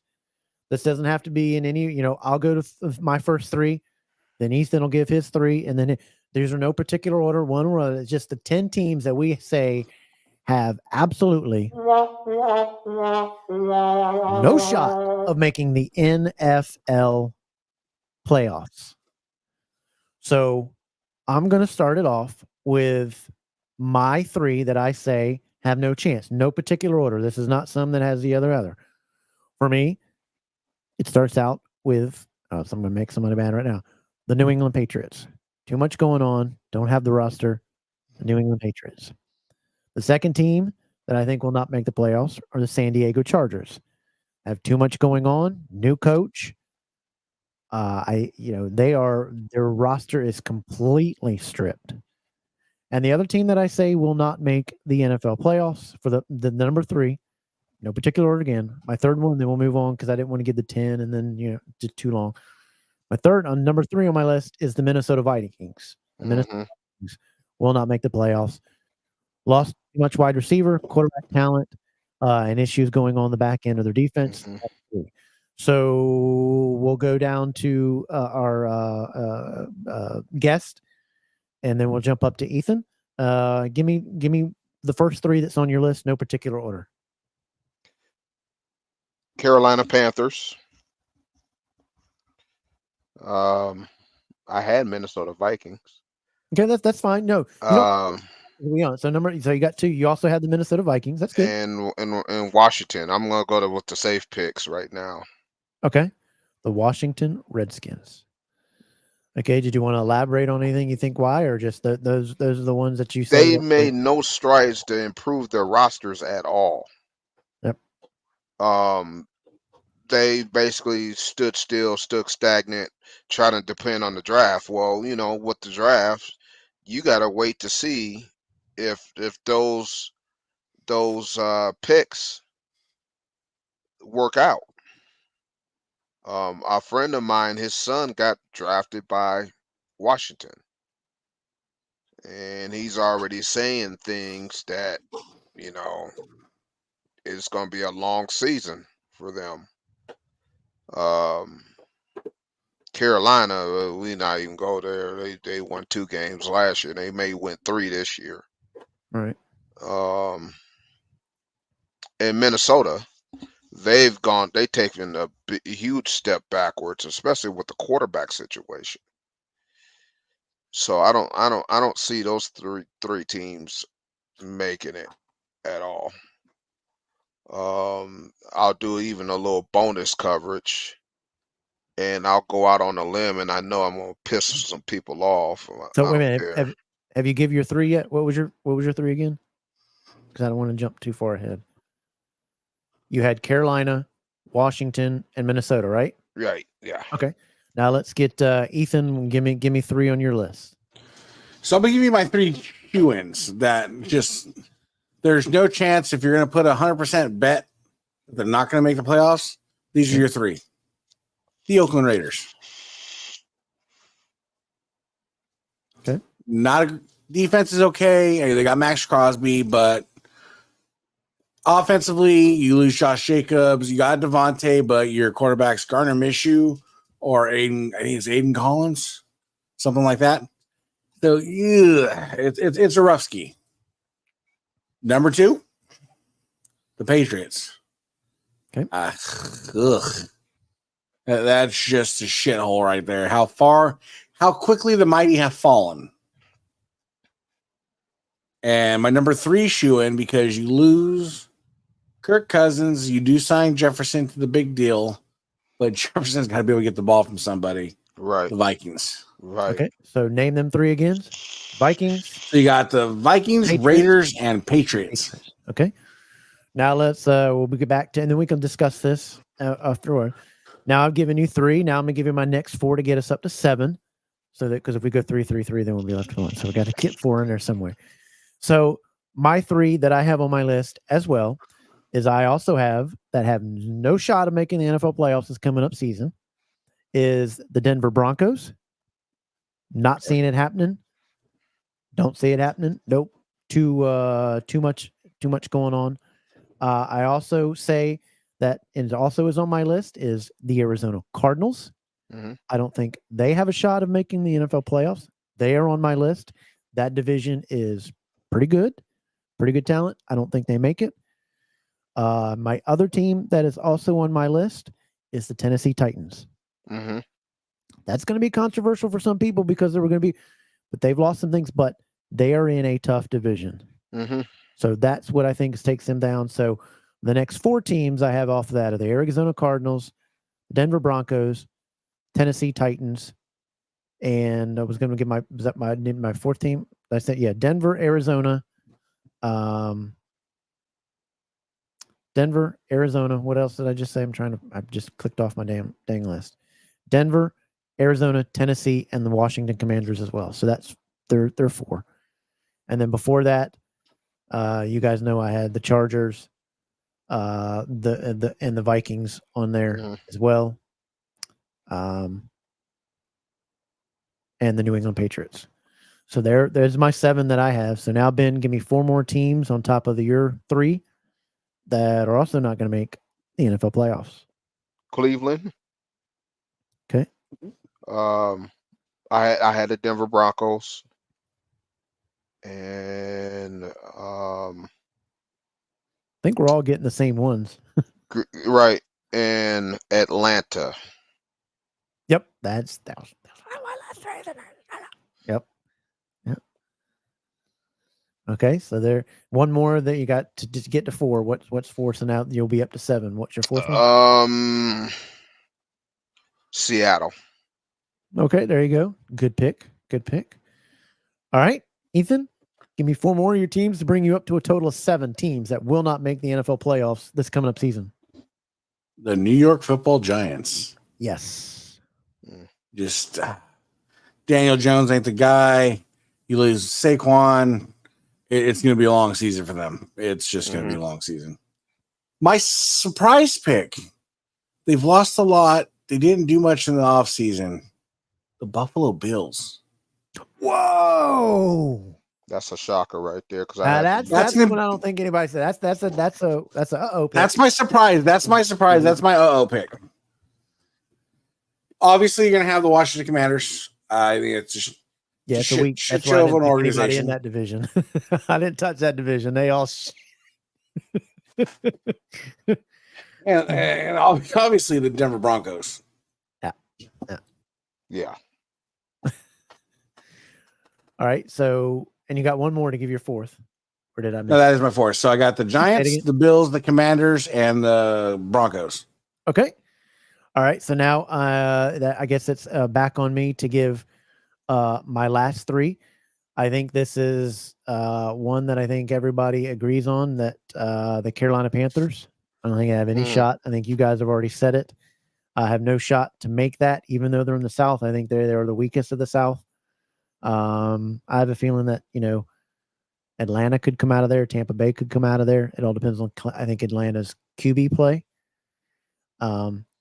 But then the second team that I'm going to go after with that is also not going to make the playoffs after that would be the New York Football Giants.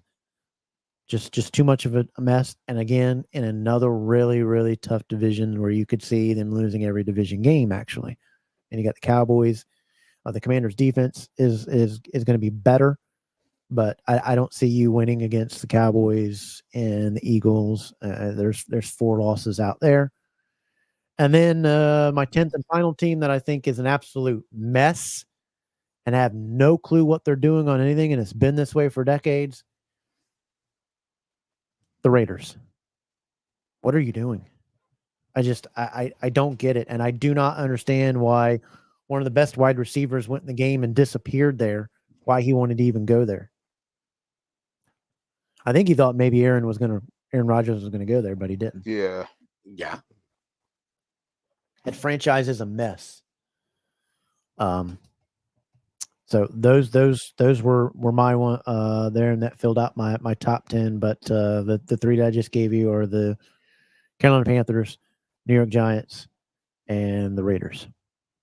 That rounds out my 10. So then your last 3 that have no shot of making the NFL playoffs. Did I say Cleveland? Yeah. Yes. I did. Okay. I think I said Cincinnati too. No, I don't remember. No, I don't think you said Cincinnati. No, okay, Cincinnati. If they're gonna Wow. if they're gonna miss it, they're gonna barely miss it. Okay.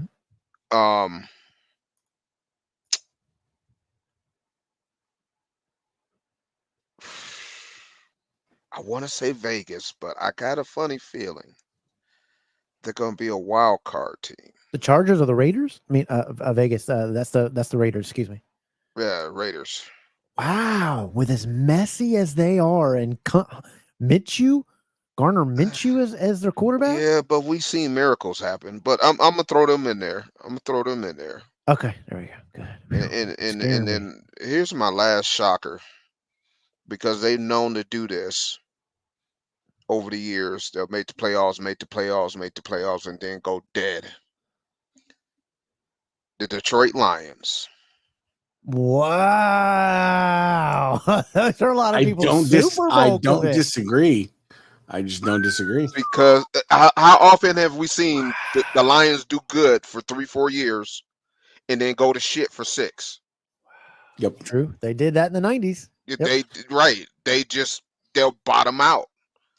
Wow. They're a great host city for the Super Bowl, but they'll never make one. I know some people just pissed. They were a quarter away. If they'd have done that smart thing, San Francisco wouldn't have made it. They had that game, and when they would have learned their not to play for lesson that in this field goal in the second quarter, instead of waving bye to the crowd, you wave bye to the Niners as they blew by you. They went 12-5 last year. It wouldn't shock me to see them win 7 games this year. I was thinking 8-8. I was thinking 8-9. Amen with the fire topics. It wouldn't shock me to see him go 7. Jeez. He said Lions bring Bengals Super Bowl. Hey, Nick. Hey, I'll wake you up from that dream.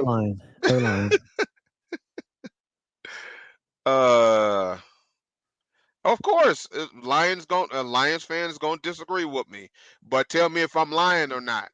You guys will do good for 3-4 years and then go shit the bed for the next 6 to 9 years. Tell me if I'm wrong. You guys have a pattern of doing that. Plus, you chase Barry Sanders away. Let's not forget that. My last 3 are so conflicted because I have like 5. Go. Okay, that's fine. Go ahead. Give your last 3. You got your Arizona Cardinals. Quarterback situation is not good. I'm not a fan of Kyler Murray. When you have to put in study clauses into his contract, that just tells you where his head's at. He's too worried about doing his Twitch. Yep. Then you're going to jump down to the Titans. I think the Titans lost a lot, and I just don't see them making the playoffs. And my other 3 are the Jaguars, Rams, and Falcons. I forgot about the Jaguars. Yeah. I'm not a fucking fan of the quarterback.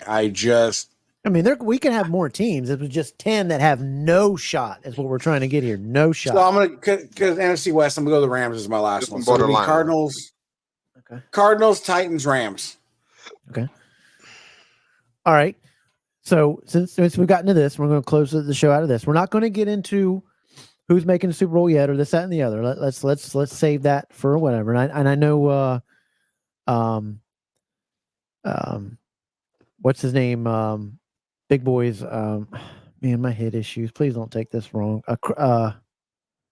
Nick or Chris? Nick. That I think Nick's watching. I think that's who that Jet fan is. Let's go down real quick. We'll start in the AFC. We'll just do this, and Nick, you can chime in too. We should get your hiney on this show and quit lollygagging with Microsoft around the world. What a loser. Let's do this. So pull up, if you guys are looking, pull up your AFC stuff if you want to, and you at home can do this, and you can chime in. We'll start with the AFC North. You have the Ravens, Browns, Steelers, and Bengals. Who wins the division? AFC North for me. I'm going with the Ravens. Ravens. Ben? Ravens. I'm going with the healthy Joe Burrow. Wait a minute. So you're going with the Bengals? I'm going with the Bengals, but I think it's Over the tooth Browns and nail. and the Ravens. I think it's tooth and nail against the Ravens. Wow. Even with their crap offensive line. Yeah, I think it's tooth and nail. Wow. Wow. All right, give us Nick if you're out there, your AFC North predictions, guys. Drop your AFC North predictions in there. Who wins the AFC North? Ravens, Browns, Steelers, or Bengals? Drop it in there while we chop on to this one. We will go now to the AFC West. The AFC West: Chiefs, Raiders, Broncos, Chargers. Who wins the AFC West? Who wins the AFC West? Ben. That's Chiefs. For me, it's the Chiefs. For me, that's the Chiefs. Chiefs win that in week 9. Okay, there we go. We got the Ravens, another Ravens, and then for the AFC West, we have. There we go.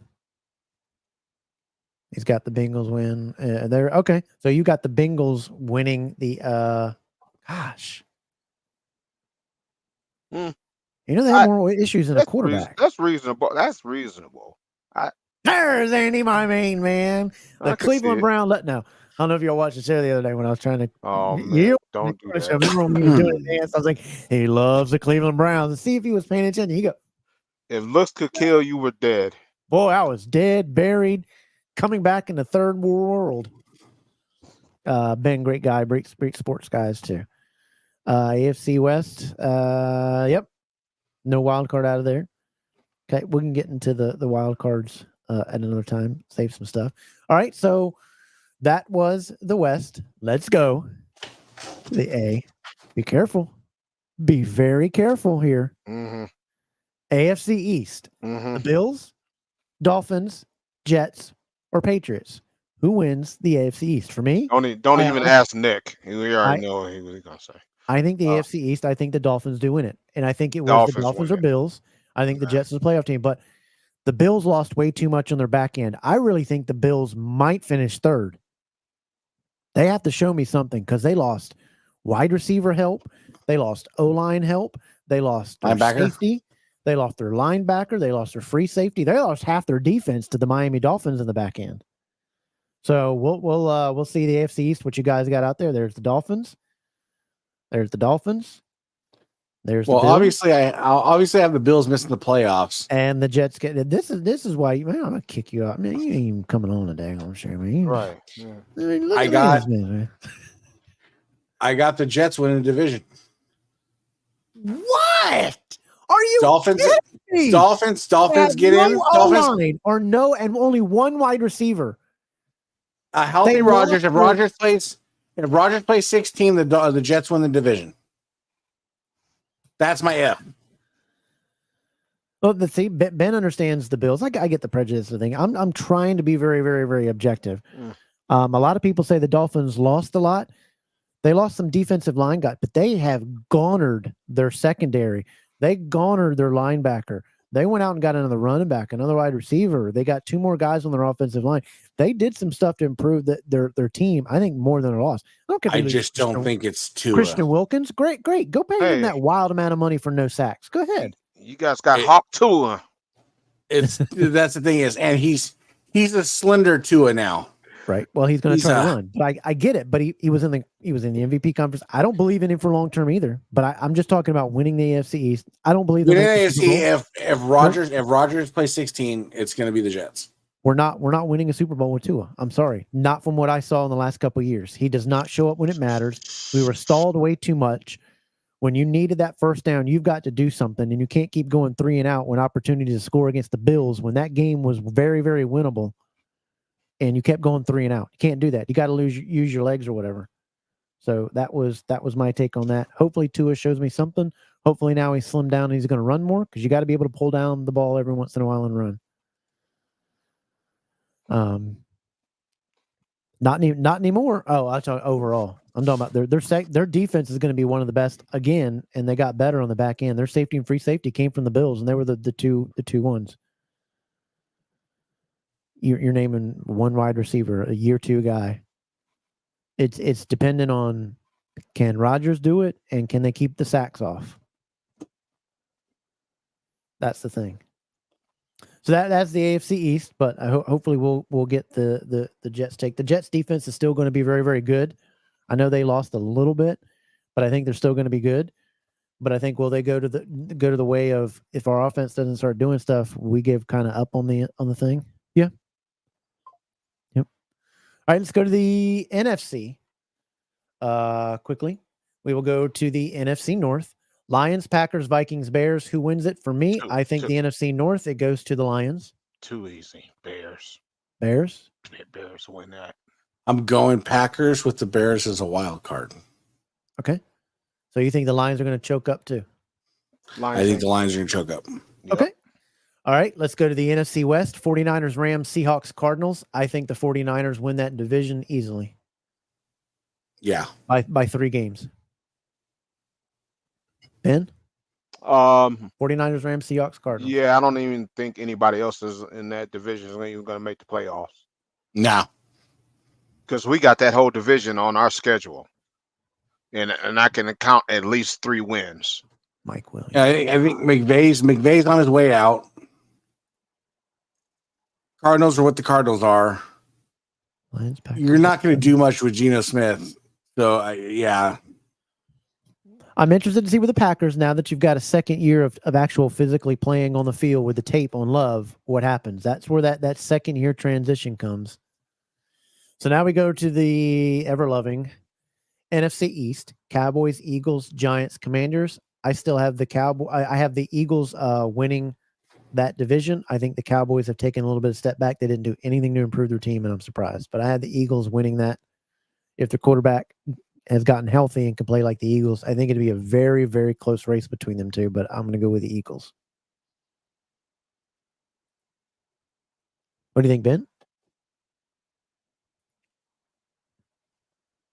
I go with the Eagles. I go with the Eagles. It's down to 2 teams, of course, in that division. Has been. But I think the Eagles turn around and they take that division. All right. Ethan? The unfortunateness, it's the Eagles. I'm totally shocked that Cowboys tried to do nothing to improve. I don't understand that. Didn't they re-sign Zeke? Yeah. There you go. The team, what would have put them at a different level if they would have gone after Derrick Henry? That's who I thought would have been a perfect match for the Cowboys, and a lot of teams would have been in trouble. Mm-hmm. That dude does not get injured. He is a beast at running back. He would have been able to have less hits on him because they could have, with their other running backs, he wouldn't have had to carry as much, do as much. But when come playoff time, you hand that ball off to that dude, that would have made that team. Wow. I do not understand why they did that. So, but anyway, that's what we got for that. Did we do South? We didn't do South. We didn't do South. We didn't do South. Buccaneers, Saints, Okay. Falcons, Panthers.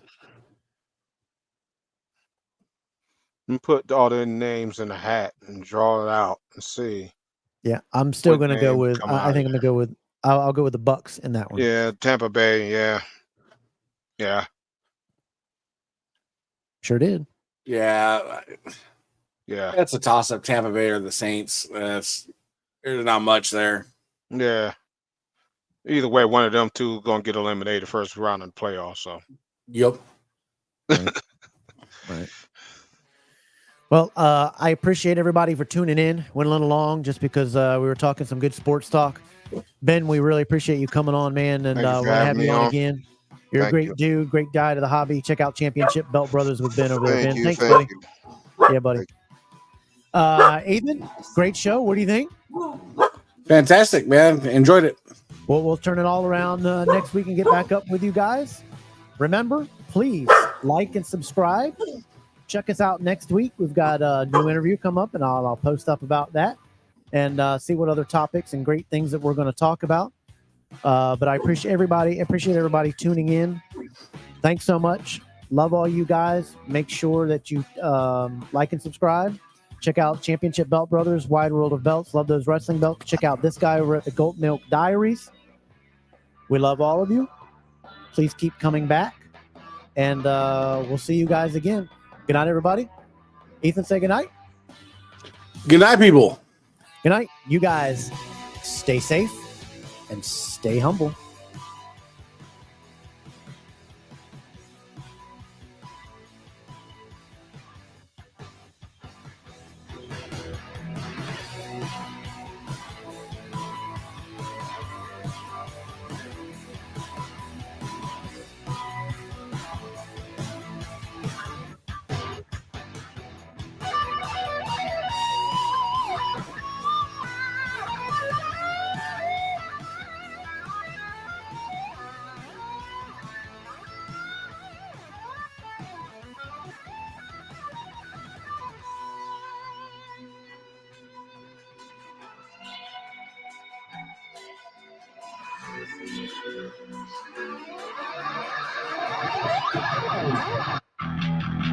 Thank you.